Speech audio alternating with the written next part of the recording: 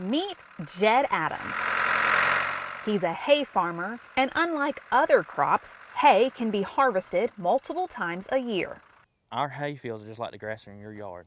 Every time you mow it, it comes right back up. It is there. Unless we go through and kill that grass or turn the yard over, our hay fields will always be there.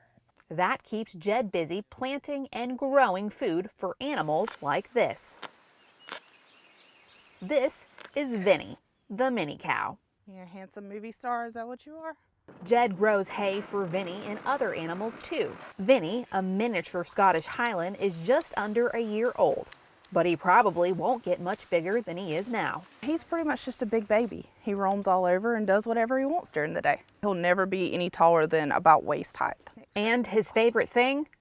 There it is. You guessed it, neck scratches. Oh, that's the best, isn't it? This hay here is a coastal Bermuda type hay. That is what most of your horses and cows eat around here. This is about 1,000 pounds of hay. This is net wrap that we wrap the hay bales in. As you can see, it's woven little pieces of wrap there. This actually helps repel the water off of the hay, keeps the hay intact, and keeps it from looking like a hot mess out in the middle of the field. It would take Vinnie about 2 to 3 weeks to eat this bale, but a typical average-sized cow in a herd can eat this in about a day. A hefty task to keep up with. We sprig 90% of everything that we harvest, and you'll plant that early spring.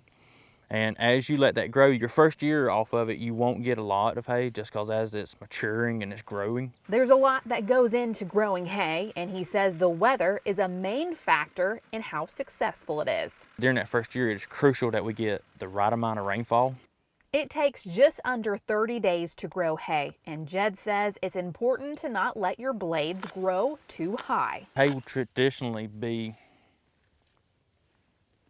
about this length here on your second, third, and fourth cuttings of hay. If you let your hay get too long, it'll get what we call rank, and it'll get really tough, and the blades of grass will, as you can see right here, these blades of grass, they're breaking and bending real easy right here, and they still have some moisture in them. But if you let your hay get too rank, that hay will not be able to twist, and it will not be nourishable to the animals. There are two things that hay should have: nutrients and moisture. There's no dust coming out of it. That's because it does have that just a little bit of moisture in the hay to keep it from drying out. If you put too much hay up with moisture in it, your hay will start molding, and it will go through a heat and eventually set the bales on fire and catch your barn on fire too if you're storing under a shelter. Did you know that it takes 11 pounds of hay to put 1 pound of body fat on an animal? If we don't have a good quality grass, a good quality hay, we will not have a good quality animal.